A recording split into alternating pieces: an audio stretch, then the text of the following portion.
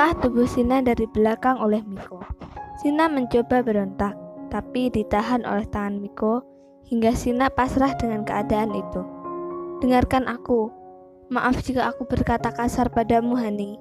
Tapi, beri aku kesempatan untuk menjelaskan kesalahpahaman ini. Saat Sina hanya diam mencoba mendengarkan dengan baik apa yang disampaikan oleh Miko.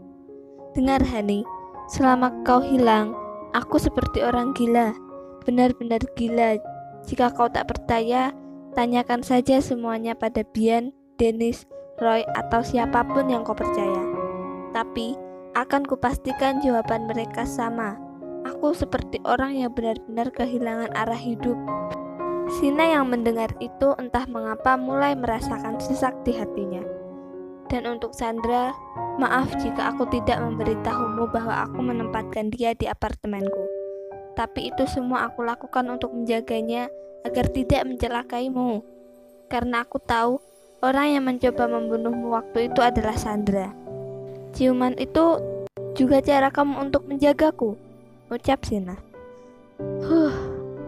Miko menghela nafas berat. Tidak, itu hanya rencananya saja. Maaf, aku saat itu begitu bodoh masuk dalam rencananya. Saat itu, dia memasukkan obat tidur di minumanku. Kau bohong. Hani, coba kau ingat-ingat. Di video itu, apa aku terlihat membalas ciuman darinya? Pasti tidak kan? Karena saat itu aku benar-benar tertidur. Sina kemudian mengingat kembali apa yang dilihatnya di video itu. Ah iya benar, aku hanya melihat Sandra yang mencium Miko. Alangkah bodohnya kau, Sina.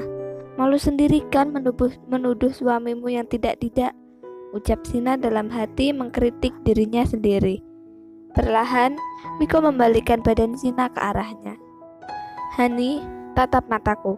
Lihatlah, semua yang aku katakan adalah kejujuran. Aku benar-benar melakukan semuanya untuk melindungimu. Kumohon, percayalah padaku. Sina yang melihat kejujuran di mata Miko langsung memeluk erat tubuh laki-laki yang kini mulai menempati ruang di hatinya. Maafkan aku. Sina mengeratkan pelukannya. Aku memaafkanmu jika kau menciumku. Hah? Apa? Sina lalu melonggarkan pelukannya dan menatap Miko. Bagaimana, Hani? Apa kau tidak ingin aku memaafkanmu? Ucap Miko menatap Sina menggoda. Ditariknya kerah ke meja Miko, dan cup, satu kecupan mendarat di bibir Miko. Apakah ini yang dinamakan ciuman? Ini hanya kau menempelkan bibirmu di bibirku, Hani, ucap Miko. Jika tidak mau menerima ciumanku, ya sudah. Sina menggembungkan pipinya. Baiklah, aku memaafkanmu. Tiba-tiba, Miko mencium Sina. Mencium dengan lembut. Melumat perlahan bibir Sina. Sina pun tanpa sadar membalas dan mengimbangi ciuman Miko.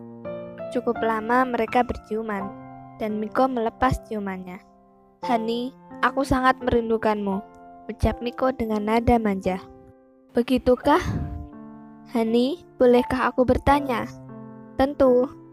Bagaimana kau bisa menemukanku di desa itu? Lebih tepatnya di gedung itu. Oh, itu semua karena Dimas. Sebenarnya saat kau tidak ada, aku memecat Dimas sebagai tangan kananku dan menugaskan dia di desa itu. Memecat? Tunggu, kenapa? Itu adalah hukuman, karena dia hampir mengkhianatiku. Meski sebenarnya dia tidak mengkhianatiku. Jadi aku menghukumnya saja dan memindahkan tugaskan dia. Lalu apa hubungannya menemukanku dengan Dimas? Sebenarnya Dimas melihatmu di sana, tapi dia ragu mengatakannya padaku. Akhirnya dia menceritakan semuanya kepada Bian, dan Bian memberitahuku. Awalnya aku ragu dengan apa yang Bian bilang, tapi Dennis bilang tidak ada salahnya untuk mencarimu di desa itu. Dan sampai aku di sana, Dimas menelponku. Flashback on. Tuan, saya melihat Nona Sina berada di gedung pelelangan, ucap Dimas di seberang telepon. Apa kau yakin? Yakin Tuan, aku akan mengirimkan foto. Baik, aku akan ke sana. Flashback off. Tadinya aku sangat marah saat melihat fotomu. Kenapa? Apa karena aku bersama laki-laki lain? Bukan, aku marah karena Dimas bisa mengenalimu meski kau menggunakan topeng, ucap Miko kesal. Jadi kau cemburu karena Dimas mengenaliku walaupun aku menggunakan topeng? Tentu saja, habisnya dia bisa dengan mudah mengenalimu yang menggunakan topeng. Apa dia selalu memperhatikanmu ya? Awas saja Dimas, aku akan menghajarmu, ucap Miko dengan wajah kesalnya. Sina yang melihat tingkah Miko hanya tertawa geli sekaligus bahagia. Terima kasih sudah menaruhku dalam hatimu.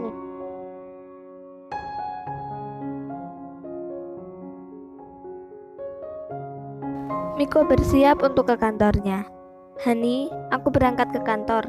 Sebentar lagi akan ada yang datang menggantikan Biita. Sina mengangguk tanda mengerti. Hanya mengangguk saja Hani? Tak ingin memberikan kecupan selamat bekerja untuk suamimu?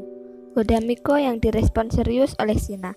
Saat ini, Sina sedang berjinjit untuk mengecup kening Miko. Cup. Selamat bekerja suamiku, bisik Sina lirih dengan wajah malu-malu. Miko yang melihat tingkah istrinya itu tersenyum lebar. Kau mengemaskan sekali Sina, ucap Miko dalam hati dan memberi balasan dengan mengecup kening Sina. Seketika wajah Sina memerah mendapat perlakuan manis dari Miko. Setelah Miko pergi ke kantor, seperti biasa Sina membereskan rumah dan membersihkan diri. Setelah itu, dia pergi ke teman belakang. Sina melihat bunga yang di tamannya kini sudah mulai mengering, benar-benar tidak terurus. Sina, ucap Bian. Kak, ada apa? Harusnya yang ditanya ada apa itu aku. Kenapa mukamu terlihat murung? Bukankah harusnya kau bahagia mendapatkan cinta sepenuhnya dari Tuan Miko? Tapi Sina sedikit meragukannya, Kak. Apalagi yang kau ragukan? Andai kau melihat betapa frustasinya Tuan Miko saat kau menghilang, kau pasti tak akan berpikir seperti ini. Sina yang mendengar ucapan Bian hanya terdiam. Kau melamun lagi, ucap Bian membuyarkan lamunan Sina. Maaf, Kak, bolehkah aku minta sesuatu padamu? Apa itu? Saat aku di pelelangan, aku melihat Nina berada di sana. Dia dilelang dan dibeli oleh Kak Aska. Lalu, kau mau aku menemukan wanita yang kau selamatkan itu? Ya, Kak. Aku yakin Nina sekarang di bawah lindungan Louis. Kakak harus cari Louis dan temukan Nina, Kak. Sebenarnya, ucapan Sina terhenti. Sebenarnya apa?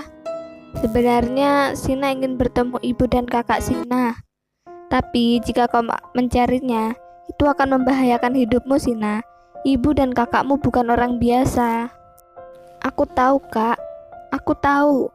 Tapi aku benar-benar ingin mencarinya.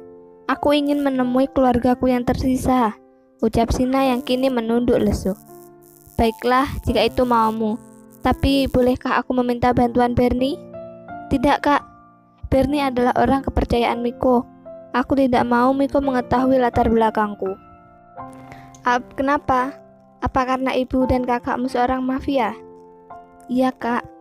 Sina, andai kau tahu suamimu itu 2 kali lipat lebih berbahaya dari seorang mafia. Bahkan jika latar belakangmu mafia itu tidak akan membuat Tuan Miko meninggalkanmu, gumam Bian. Tapi Nona Sina, kau harus memikirkan keselamatanmu. Kau baru saja lolos dari maut. Jangan kau tantang lagi dewa kematian, ucap Roy yang tiba-tiba datang menimpali obrolan Sina dan Bian.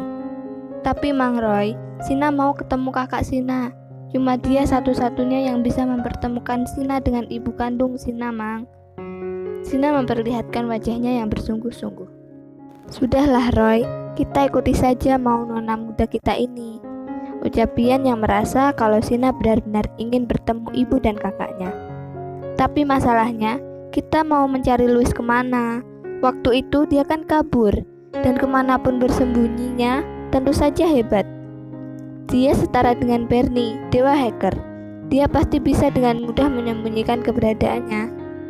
Itu yang aku pikirkan, Roy.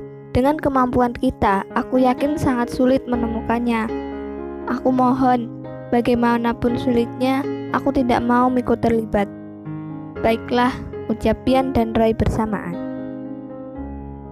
Terima kasih teman-teman sudah menonton video ini. Jangan lupa like, comment, share, and subscribe karena akan ada video baru setiap harinya. See you next time. Dadah.